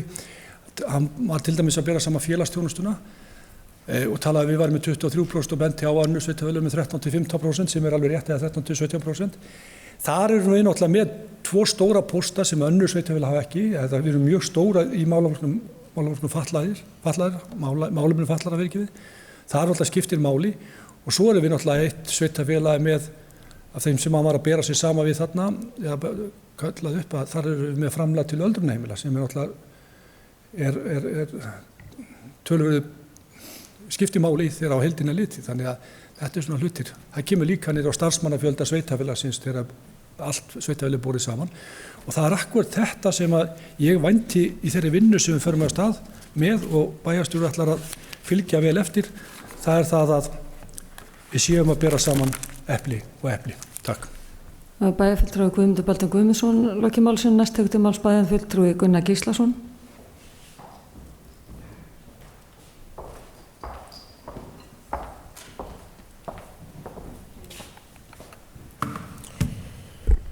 Forseti ágætu bæjarfulltrúar, ég ætla nú ekki að fara í orðaskak hérna þannig lagað, en sko það sem að ég vil meina að sé þó betra núna og var núna við þessi bæjarstjórnarskipti var þó það var búið að vinna upp ákveðið ferli sem var ekki til staðar í raun þegar við komum hér inn fyrir rúmum 4 árum. Vegna þess að þá lá ekki fyrir engar upplýsingar stöðugildi og nokkuð skapaðan hluthafi mann rétt. Við vorum bara að tala fjárhæðir, punktur og basta. En mér langar líka til að bæta inn í þetta því við vorum að tala það að tala upp og tala niður. Við verðum líka að horfast í augu við það sem við erum að horfa til og við þurfum aðeins að velta fyrir okkur hvernig við getum talað okkur upp. Við þurfum að sjálfsögðu að tala okkur upp á þann hátt að við þurfum að bjóða fólku velkomið í bæinn. Það gerum við til dæmis ekki ef við ætlum að fá fólk á aldrinum 30-40 ára nema að hafa nægjanlega leikskólarými. Þess vegna bara skiptir öllu máli fyrir okkur að geta boðið alvöru úrræði fyrir barnafjölskyldur. Það bara grundvallaratriði. Við höfum tekið umræðinu það í bæjarráði og ég veit ekki betur en þessi fjárhagsáætlun sé sett upp þannig til næstu ára að það sé ætlunin að klára og leysa það verkefnum í sóma og ég bara geri ráð fyrir því. En á öðru leyti þá vil ég líka benda á það að við verðum að eiga samtal við atvinnulífi hérna í bænum núna og það miklu meira heldur en við gert hingað til bara til þess að átta okkur á því hver þróunin að verða í atvinnulífinu. Þegar við erum að skoða þessar tekjur inn í eða heildarlaunagreiðslur inn í atvinnugreinuna þá erum við til þess að taka eftir því að launagreiðslur inn í fiskveiðunum að dragast verulega saman. Og við erum að launagreiðslu hér lækka með það sem gengur að gerist fyrir sunnan. Og af hverju? Jú, sjálfvirknin alltaf aukast, bæði á sjó og landi. Og hvar eru þau störf sem verða til vegna þessa? Þau fara meira og minna suður. Við þurfum þess vegna, ég bara tek þetta sem dæmi, við þurfum þess vegna að gera eitthvað í þessum málum hér sem bæjaryfirvöld að fara í þetta samtal, vinna þetta einhverju viti. Við hefum ekki verið með starfandi atvinnufulltrúa hérna núna í 2,5 ár.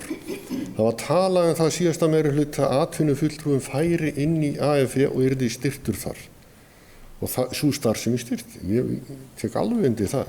Við hefum ekki að vera með einsmannsdeildir eða einn mann sem á að sinna einhverju verkefni. Hann þarf að hafa eitthvað í kringum sig og einhverja burði til að gera eitthvað.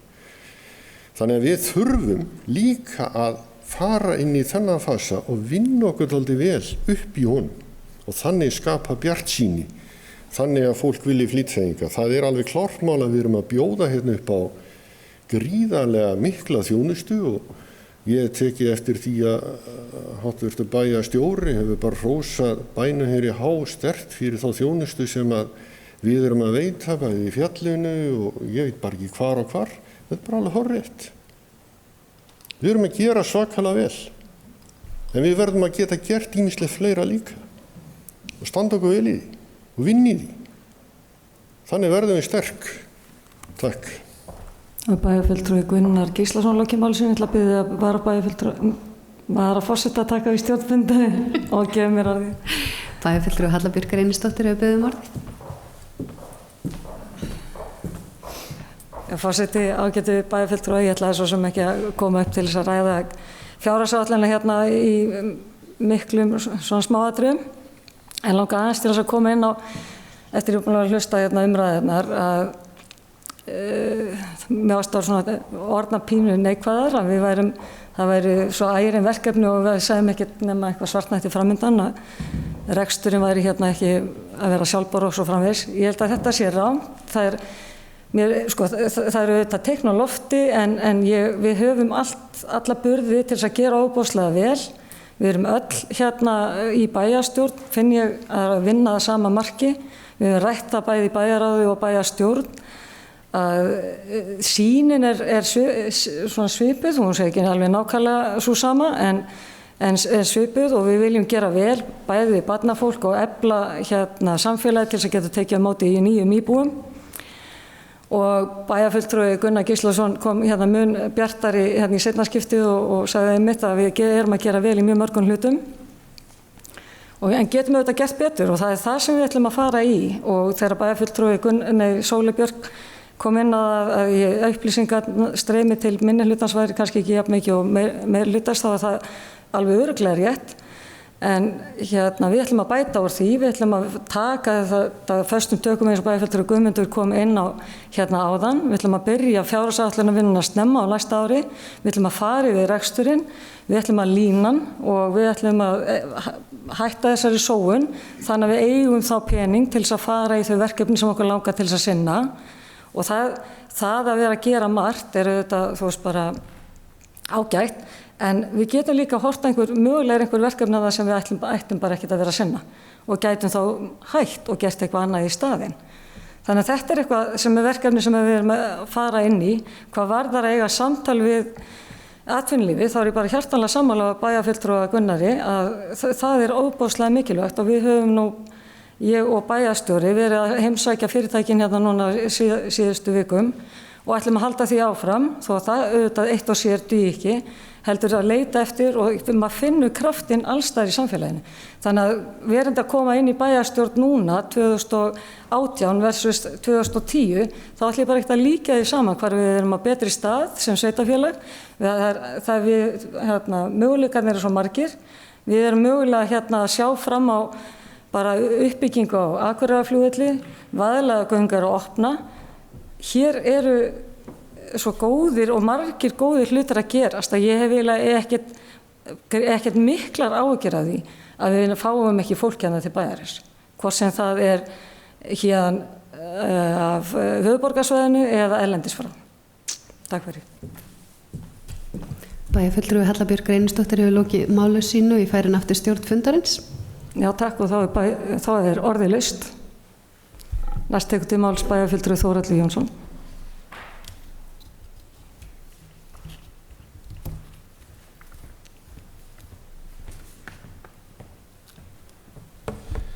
Forseti, ágætu bæjarfulltrúar.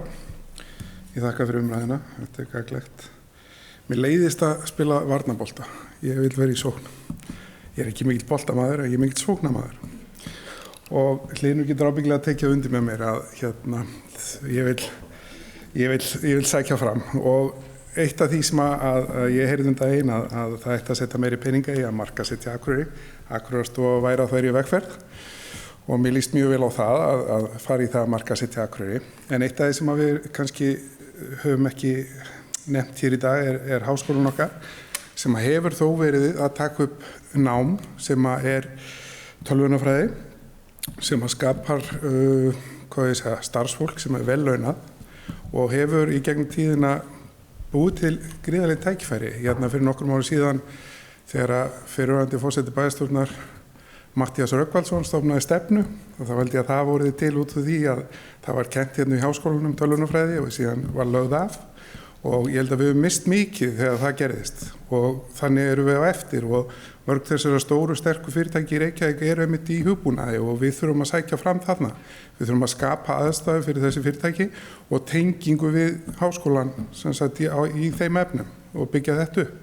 Eins er flugvöllurinn er gríðarlegt tækifæri og við höfum öll sammála það og við vitum það og þannig getum við elt ferðaþjónustuna á svæðinu og vonumst þess að nýjustu fréttir af flugvöllunum séu til þess fallandi að við komum til með að sjá fleira starfsfólk á vinnualdri þegar 80-50 ára koma og flytja til bæjarins og borga útsvar. Að því ég held í staðin fyrir að vera að hækka gjaldskrár og allt það að við þurfum að fjölga fólki til þess að auka útsvarstekjur. Frekar heldur en að vera alltaf að ítundi verðbólgu með því að hækka. Það bara kallar á hærri laun og þið veitir hvað, þið þekkið hennar bolta, þið búin að búa hérna þessi lengi, eða ekki? Ég vil fara hina leiðina. Ég vil auka tekjur bæjarins á annan hátt og sem sagt mun þér þar að leiðandi ekki styðja þetta hér í dag, því miður.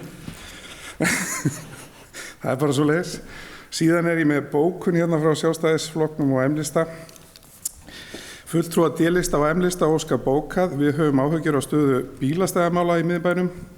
Kemur ekki á orðið það. Og teljum mikilvægt að hort verði til þess að tryggja næg bílastæði samhliða því að verði farið í frekari uppbyggingu á miðbæjarsvæðinu sem svo sannarlega við vonum að verði farið í. Þá höfum við viljað að frístundastyrkurinn hækkaði meira til að koma á móts við frístundakostnað fjölskyldna vegna barna og unglinga. Takk fyrir. Bæjarfulltrúi Þórhallur Jónsson lokið máli sínu, orðið er laust. Það fleiri hafi ekki hvatt sér hljóðs. Næst tekur til máls bæjarfulltrúi Hilda Jana Gísladóttir.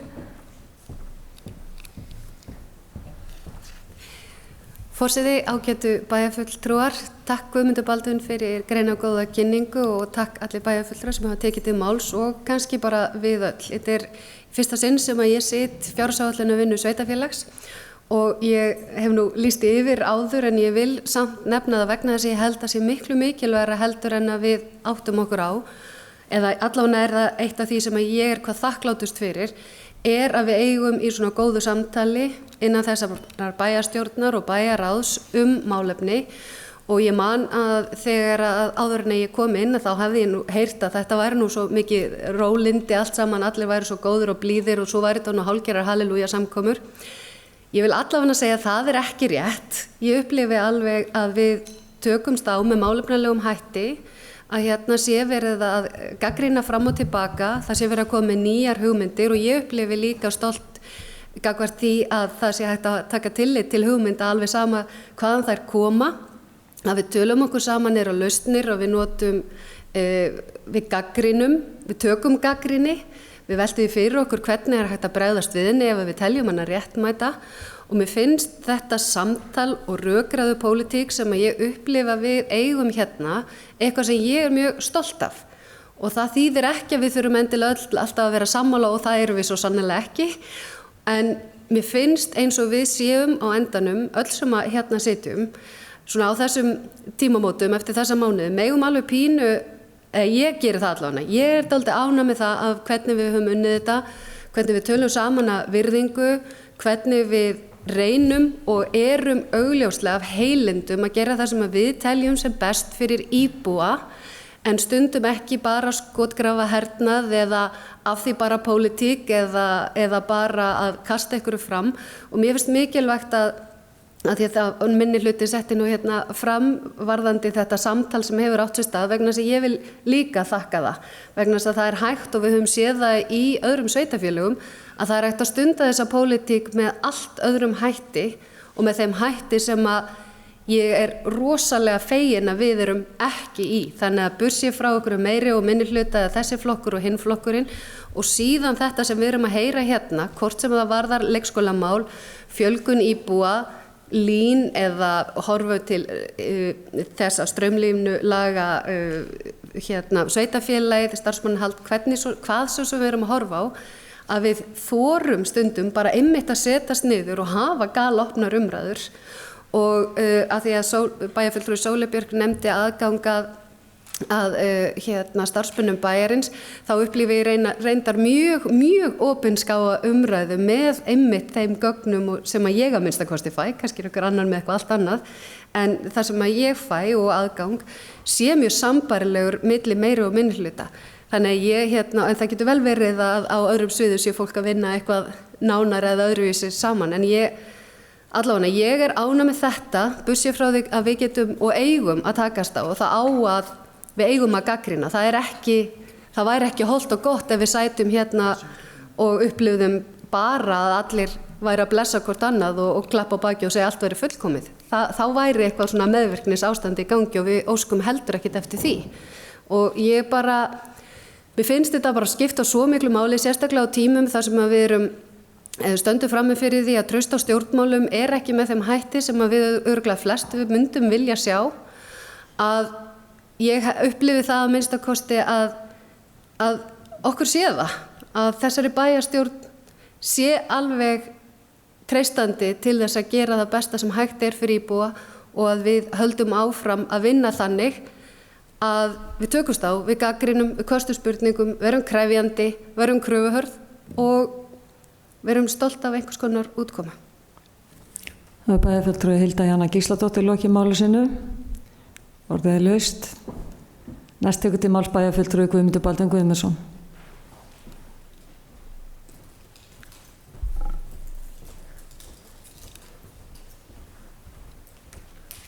Forseti ágætu bæjarfulltrúar. Umræðu sé ekki lokið núna. Mér heyrist menn vera dragur þessu en hins vegar vil ég bara þakka góður umræðu hér fjárhagsáætlun og ég vil bara taka undir með bæjarfulltrúa Hildu Jönu að þetta sýnir bara í rauninni þá má segja hversu vel við erum stödd í þessari umræðu allri. Hér að ég sé staður rökræður. Við erum alltaf á ég segi bara á sama máli og ég hlakka bara til næstu ára í vinnu með okkur öllum í þessu. Takk fyrir. Það er bæjarfulltrúi Guðmundur Baldvin Guðmundsson lokið máli sinu. Næst tekur til máls bæjarfulltrúi Gunnar Gíslason.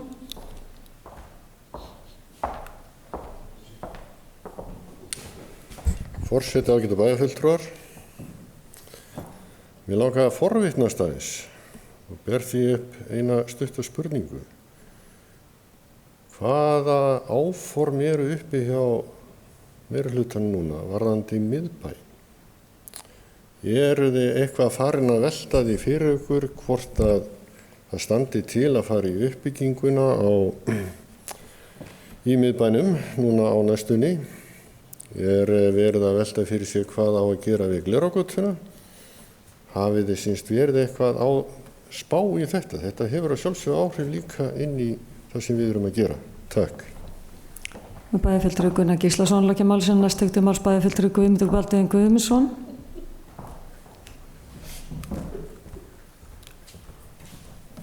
Forseti ágætu bæjarfulltrúar.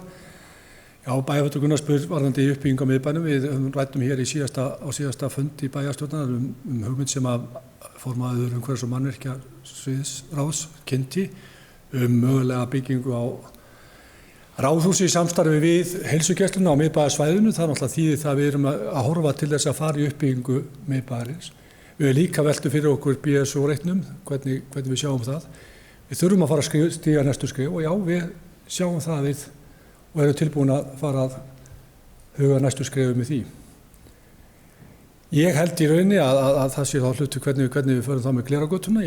Það er svona kannski stóra málið.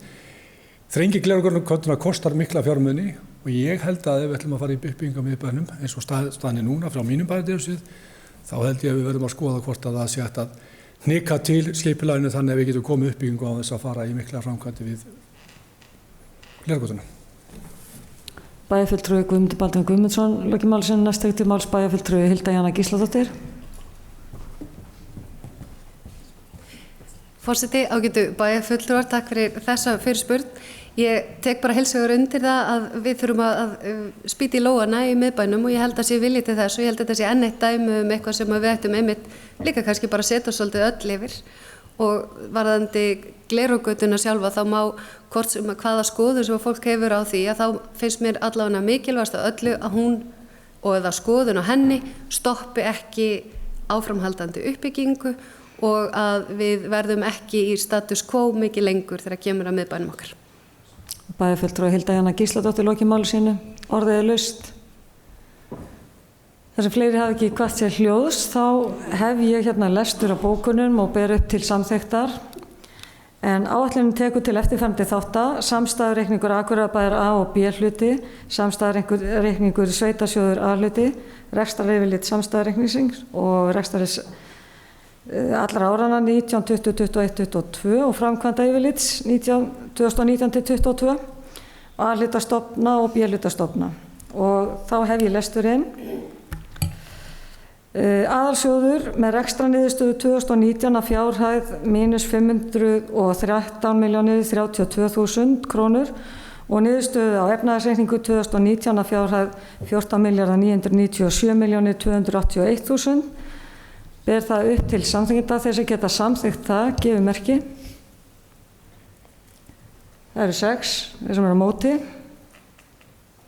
Sitja hjá eru 5. Næst er það A-hlutastofnanir.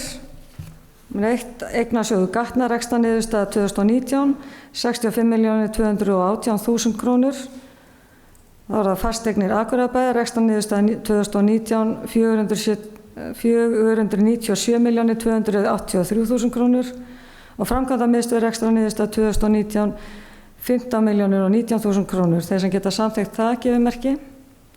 Það eru 6 á móti. Það er engin og sitja hjá eru 5.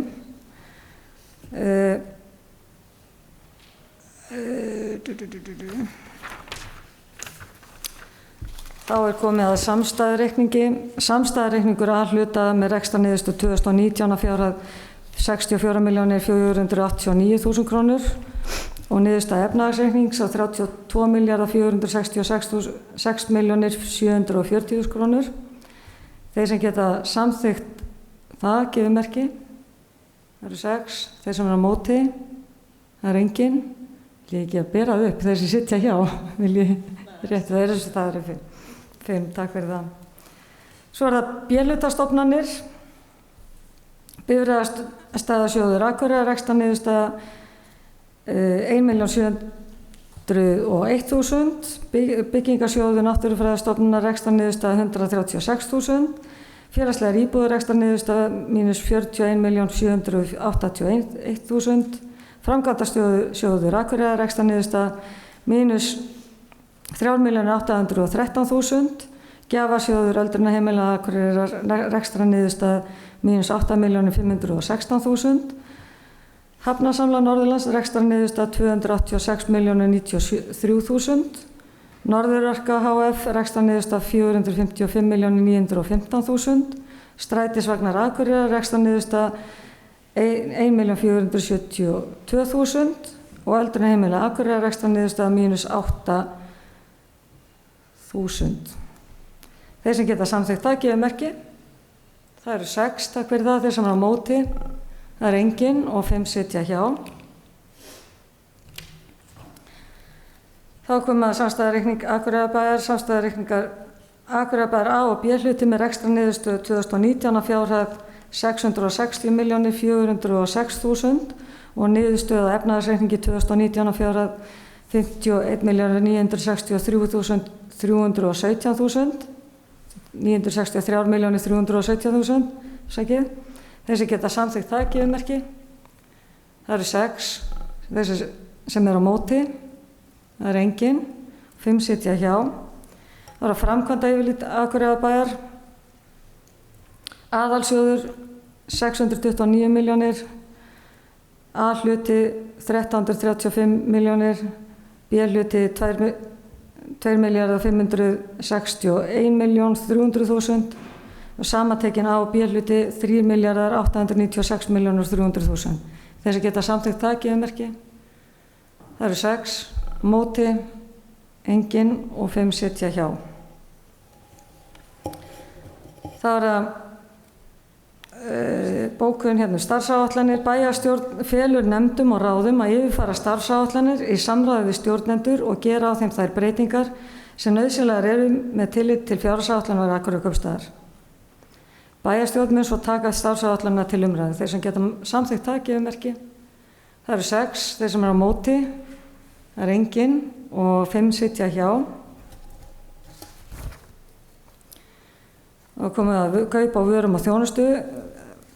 Nýta skal kosti almenna útboða við framkvæmdir og vöru og þjónustukaup þar sem því verður við komið. Sérstök áhersla verður lögð á að ná ýtrustu hagkvæmni í innkaupum og meta skal endurnýjun á þörf búnaðar sérstaklega. Gerðir skulu þjónustusamninga við félög, fyrirtæki og stofnanir á þeim sviðum sem hagkvæmni slíkra samninga getur notið sín. Þeir sem geta samþykkt það gefumerki. Það eru 9. Þeir sem eru á móti. Það er engin, þeir sem sitja hjá eru 2. Þá eru aðrar áslið við framkvæmd fjárhagsáætlunar 2019. Bæjarstjórn ítrekar tilmæli til stjórnenda bæjarins um að gæta ýtrasta aðhalds í öllum rekstri bæjarins árinu 2019. Mikilvægt er að haldri vinnu sé haldið í lágmarki og þeim eindregnum tilmælum er beint til stjórnenda að meta vandlega yfirvinnuþörf og leita leiða til að draga úr henni. Jafnframt skulu stjórnendum meta sérstaklega þörf á nýráningum og möguleika á hagræðingu með breyttu verkferli þegar störf losna. Allar slíka breytinga þarf að leggja fyrir viðkomandi nefnd og bæjarráð. Þeir sem geta samþykkt það gefumerki. Það er 10. Þeir sem eru á móti. Engin og 1 situr hjá. Það kemur bæjarstjórn lítur svo á að með afgreiðslu frumvarpsins hafi verið afgreitt erindi og tillögur fjárveitingar sem borist hafa bæjarráði og vísað hefur verið til gerðar fjárhagsáætlana. Þeir sem geta samþykkt það gefumerki. Það eru 6. Þeir sem eru á móti. Það er engin og 5 sitja hjá. Þá lít ég svo á að 5. liður dagskránar ásamt 7. lið fundargerðar bæjarráðs 7. desember 2019 séu afgreiddir.